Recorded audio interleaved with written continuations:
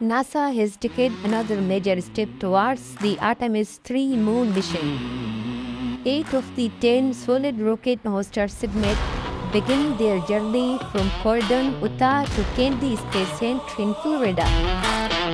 The shipment was carried by unit projects commemorates 10 commemorative numbers 4575.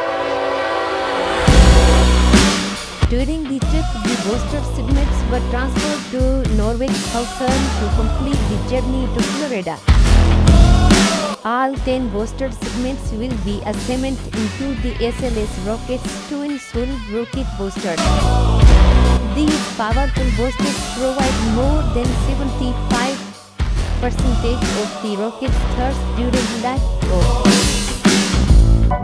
The SL rockets will carry astronauts on the Artemis III mission, bringing humans back to the moon.